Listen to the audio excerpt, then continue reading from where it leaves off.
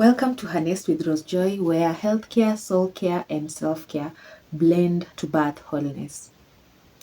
I hope I have done it the right way. So welcome back to the channel.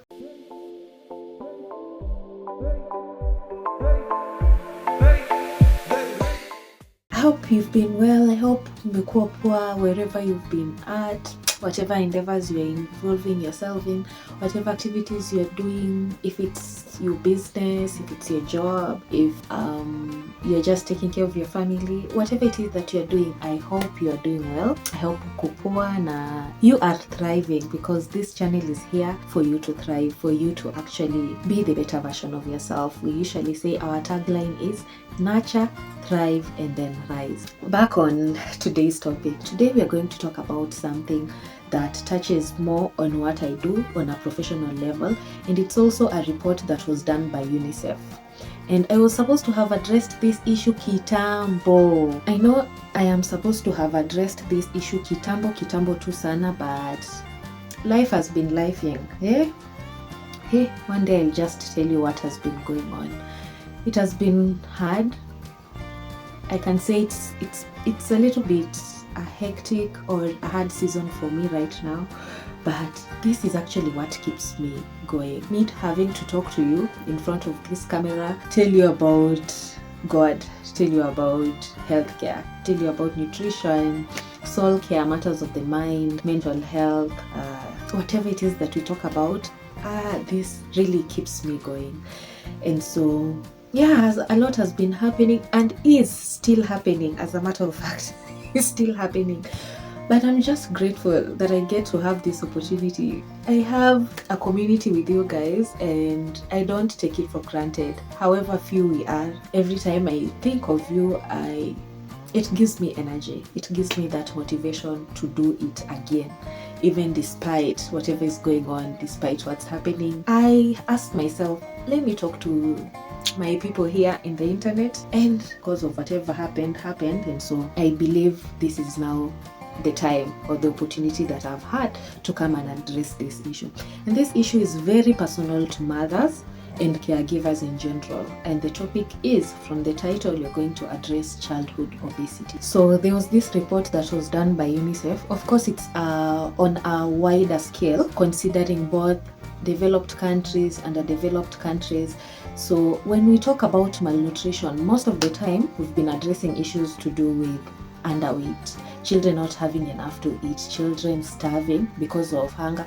You know, the driving force for malnutrition and specifically undernutrition is usually poverty, hunger, famine, maybe other things to do with political crises over a nation, when a nation is struggling with civil wars or whatever kind of instability that is in a country. These are some of the things that usually drive children to become malnourished. So that is what most of us are used to. This report, contrary to what we are used to hearing, what we know is the fact that the number of children who are obese has suddenly surpassed children who are wasted or stunted. On that category of malnutrition, overnutrition has surpassed undernutrition for the first time. And so we have an increase in children being obese. And this is not just a matter of why are children eating these kinds of food. This is an issue that is affecting the food processing industry. It's also affecting the Ministry of Health, and also when it comes to sensitization and teaching parents and caregivers what they need to give their children, and also the agricultural sector, where how available are healthier options in the food system.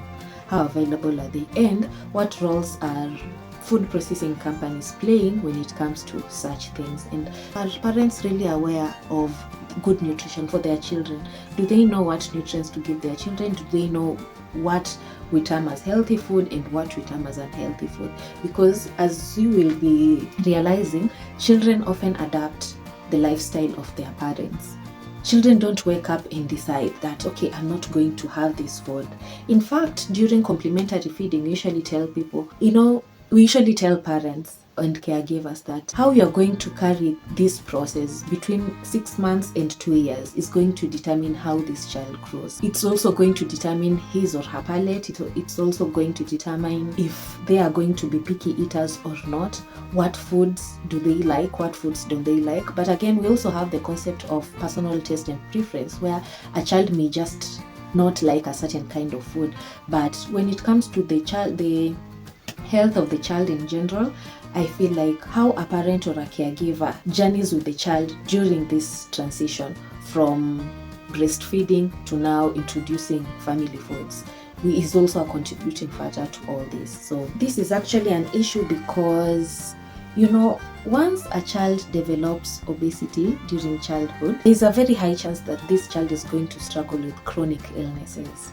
Why? Because there's a way the body adapts to some things. Now, if you are overweight, let's say this is a 3-year-old, 6-year-old, or even a 10-year-old who are now struggling with obesity. What does it mean? It means that already their metabolism has somehow been affected, because we know obesity is as a result of chronic metabolic imbalance, in that the body is not utilizing certain nutrients the way it's supposed to. And this is as a result of many other causes that we will discuss later. This is just alarming because of the burden of health that disease puts on a family. If we are handling children who are already obese, so this is telling us that in the near future, if we don't correct this issue, if we don't come up with strategies to put this situation in control, we are going to have other issues that are going to arise as a result of these children developing chronic illnesses in future. We have heart disease, we have diabetes, we have hypertension,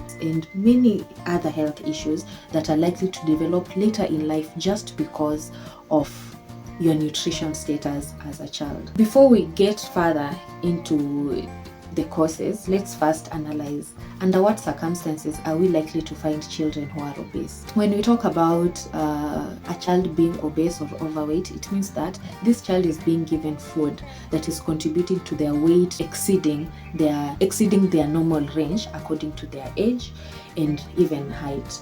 So what are these causes of obesity among children in Kenya specifically? And in this context, because we had to contextualize our situation here in Kenya, may be different from people in the UK, may be different from people in South Africa or other African countries or Asia and other continents. So we had to come back home and see what is the situation on the ground. The very first cause of obesity among children in Kenya is excess consumption of processed foods and sugary drinks. The snacking pattern among our children is wanting. Ile too serious, because most of the snacks that we give our children are either high in fat or high in sugar. Could be in form of food, could be in form of drink, or whatever it is. But that is the order of the day when it comes to the snacking pattern of our children here in Kenya. And this is because these are ready-made. These snacks are ready-made, easily accessible. So it could be chocolates, biscuits, cakes, hamburgers, what other snacks that we often give our children. All these sugary snacks that are high in saturated fats, high in trans fats, high in sugar, that contribute to a child gaining more weight than they are supposed to. Because we remember we talked about, I think there's a topic I talked about under the I think we were addressing the belly fat issue, that as long as sugar is high in the body, it will always be stored as fat. So if this child continue taking foods rich in sugar, taking drinks full of sugar in it, for carbohydrates in general, once they get into the body, that is simple carbohydrates, they are converted into sugar. And this is done rapidly compared to the complex type of carbohydrates. So you realize that if this child is already taking these foods, of course, as a way of the body regulating glucose in the blood, it's going to store all this excess food. It's going to store all this excess glucose in form of fat, and that is what now later contributes to excess weight gain. Another thing is sedentary lifestyle. I understand, and this one mostly affects children in urban areas where we are living in flats and apartments. There are no playgrounds, and even if we have playgrounds, we also have the issue with security. You just can't let your child go out there and play without supervision. Most of the parents in urban areas would resort to children just being indoors, and because these are very active individuals, haezi kaa ati umemleta tu kwa nyumba ati anakuangalia hivi. They won't sit, they want to play around, they want something to distract them. So what is the easiest thing to distract a child inside the house? A phone, tablet, or TV. That is for most parents, like most parents would attest to this, because that's the easiest thing. Maybe the house is even small. You can't have an extra room where you can call it maybe a play area where they can jump and do their own thing, the way I usually see some people who are well off, they are in a position to have these indoor room where a child can just get in there, play with their blocks, play with their bicycle, play with their things. They can just keep themselves busy while inside the house. But for majority, it's like it's better if these children could just go out and play. So you find that our tutor, the only time they are able to play is when they go to school. Now, how many hours are children usually out of class in school? During the tea break, maybe lunch break, and maybe games time. Is that enough?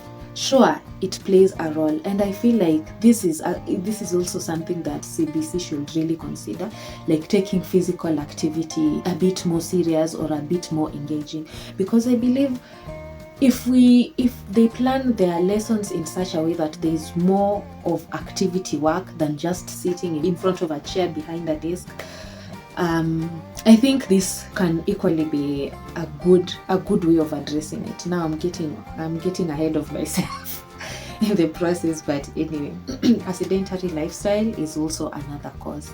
And then the third cause that we'll be addressing is lack of nutrition education for our caregivers, for our parents. I may be sitting here as a nutritionist just thinking you know what you need to do as a parent. That is just an assumption that I can have. But these people know. We usually talk to you during the antenatal clinics, when you are still bringing your child, when they were getting their vaccinations, before they finished their vaccines. Najua ndio time yenye wanaona wazazi wanajituma. At 2 years. You never see them. You never see these parents coming to do for those monthly checkups, because I think they feel like vaccines are the most important, and the fact that hadungwi sindano, so there's no need. Yet, it's at this time where, let's assume this child is 3 years old and already obese. We are going to address this issue much, much earlier. But this child again is just 3 years, and under 4 years, 5 years, and now we are dealing with an 8-year-old who is obese. And you look at them, you come to realize that, this pattern started off when they were breastfeeding or when they were under 6 months. Mtoto weight yake ilikuwa tunaenda normally vizuri. And then something happened when they were 2 or 3 years. They started just gaining weight, hivyo na ikaenda. So if this parent could have been coming to the clinics and just looking for nutrition consultations, how is my child doing? And by the way, ukikuja clinic, automatically, if you have a nutrition issue, if you are in a hospital with good nurses, they will always forward you to the nutrition department where you will be helped or you will be counseled on what to do. Now, if you stop coming for this child welfare clinic because your child no longer has vaccines to be given, I feel this is where we go wrong as caregivers and as parents. Lack of education is also a contributing factor, where you would ask a parent, so what do you usually give your child? And then they would tell you, okay, it's because maybe it's convenient. And then they might tell you, okay, what else am I supposed to give this child? Genuinely, like those people who just come to you genuinely and tell you, well, by the way, kwani nimpatie nini? Unaona? So they may equally not know what to give this child. If this child wants to snack, do they know good quality and healthy snacks to give their children? And then, of course, the rising cost of living. Most of the time, even in the Kenyan context, when you go ahead and do this study, you'll find that most children in the urban area are the ones who are obese. Children in the urban areas are more predisposed to obesity compared to children in the rural areas. I think it's just accessibility to all these foods, and then again, purchasing power. If your parent has that capacity to buy you all these snacks, has the capacity to get you a tablet, a phone, as a child, as a baby. So these have been accelerated by the fact that your parents are able, your parents are capable, are in a position to afford all this. That being said, and us analyzing those few causes of contributing factors of obesity, now what can parents do to prevent obesity? So this is just a parent who has realized that this is a crisis among our children, and what can I do? The very first thing is look for a nutritionist. Look, even this advice that I'm giving out here is just general advice, but I don't know your child, I don't know you, I don't know how your household looks like. It will take a nutritionist or dietitian who really understands and knows where you come from, so that they can give you the right things to do. Even when it comes to your child already, now if we go to address, now that my child is already obese, what do I do? Whatever I'll be giving out here is just general advice, but the very first thing that I'd want you to address, first of all, is get yourself a nutritionist. And most government hospitals have nutritionists there, or you can also find us here online. For instance, I am available.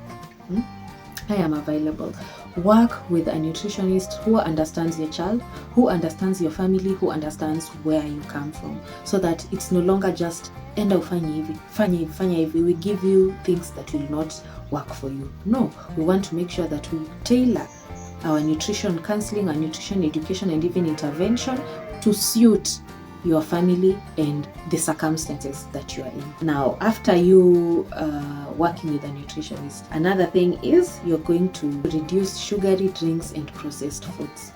Instead, we are going to look for healthier alternatives to the usual cakes that we usually get, or what options. And I believe that we have food industries that are conscious about the amount of sugar that they put in their snacks, the amount of fat, the amount of salt, all these additives. They are so considerate. So once you work with your nutritionist, you can tell them, by the way, I have seen this on their package, this particular snack on their package, this is what they have said. Is it true that whatever they are claiming is in their food? You know, nutritionists that are kusaidia, they'll help you analyze that label and interpret it for you so that you can understand. So what does it mean when we say total sugar? What does it mean when we say added sugars? What does it mean when we say saturated fat? Such terms may be obvious or common for us as nutrition professionals, but for you, you may just not understand, okay, so what do you mean per 100 grams of this snack? So if this child is going to take 400 grams or is going to take 300 grams, what does it mean? It's going to mean that we are either doubling or tripling whatever nutrient is on that sachet. And then we're also going to promote physical activity.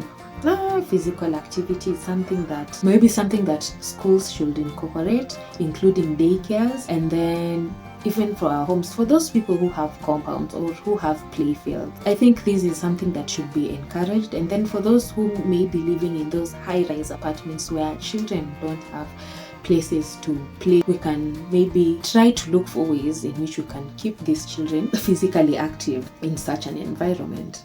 And then also be a role model. As a parent, be a role model. I just came to realize if a child is struggling with snacking, a certain kind of a snacking pattern, you'll walk closely. Their mom is equally in that pot, their dad is equally in that pot, or people in that house have that problem. So the child will just adopt whatever is being there.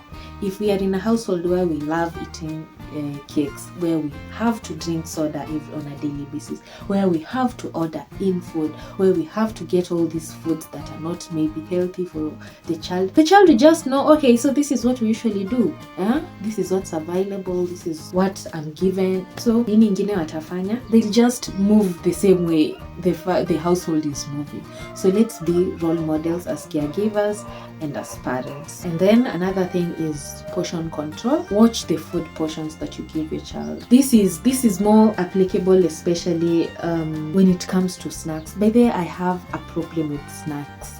As a nutritionist, I feel like that is where the bigger challenge is, because many children usually shun the major family foods because either they have just snacked an hour before they are supposed to be eating normal family food, or because junk food or processed food is usually sweet, tasty, highly addictive, you'll realize that your child doesn't want to take rice and beef for supper. What do they want? Yogurt and cake. Now, yogurt is healthy. Yogurt is healthy. How about the cake that you're giving this child? And if this is this child's everyday meal, let's even say soda and cake. Yeah, let's not put yogurt in that mix. Soda and cake. And this child, because that is his or her favorite meal, you realize that this is how this child eats maybe 4 or 5 times in a week. There's just a day she'll be like, no, I want to eat a cake. I don't want ugali. I don't want milk. I don't want rice or all these other foods. I just want cake. So over time, if this becomes their usual diet, you'll realize that's when obesity will set in. Even as we give our children these snacks, it's important to know that how much is enough. And that's why I insist on you working with a nutritionist, because every snack has this label. Okay, I don't have something that I can use to, but I think I'll have to get a sticker that I'll stick here about how a food label looks like. So every food has that food label, and it's just there to help you, to guide you how much is enough for this child. And once you exceed this portion, then you just know hapo umepitisha kiasi. If you are here and you know of a child who is already obese, or you are even a caregiver of a mother of a child who is already struggling with obesity, you may be asking me now, yeah, we are in the heat of the moment right now. My child is already obese.